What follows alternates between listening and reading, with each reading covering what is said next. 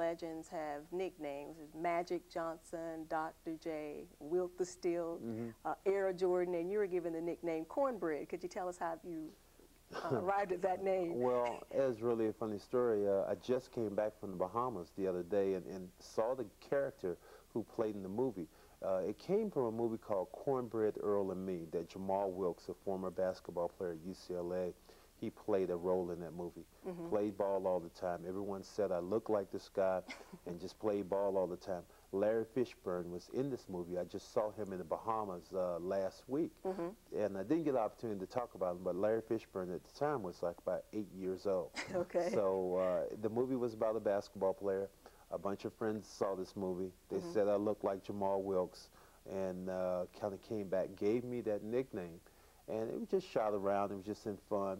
Some reporters heard it when we went to the NIT in New York in 1976, and the rest is history. I understand that you gave Robert Parrish his nickname, the Chief. Could you tell me about that? Well, Chief kind of came from, he was so stone-faced. He never laughed.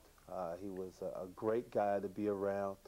But he reminded me of the guy who was in One Flew Over the Cuckoo's Nest. Okay. They had a character named Chief who was in it. And Chief never said anything. And finally, at the end of the movie, Chief said, "Juicy fruit." And everybody just kind of started laughing about it.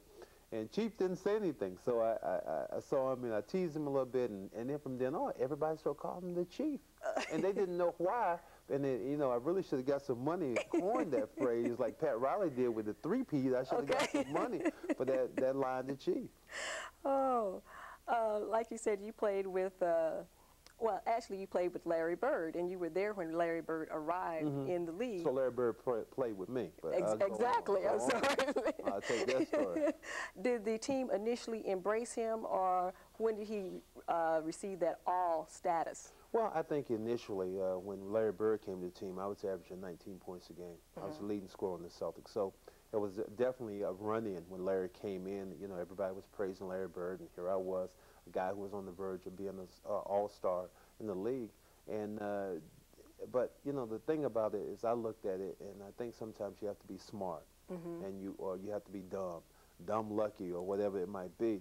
And Larry Bird, I saw, was going to be a great asset for me to continue on, to progress. And if I wanted to get to a championship, you know that you have to work as a team. And when Larry Bird came in, I felt that this would be a good situation for me, a good situation for the team. And it worked out really well. 1981, we won the first of 2 championships while I was there. Okay, and you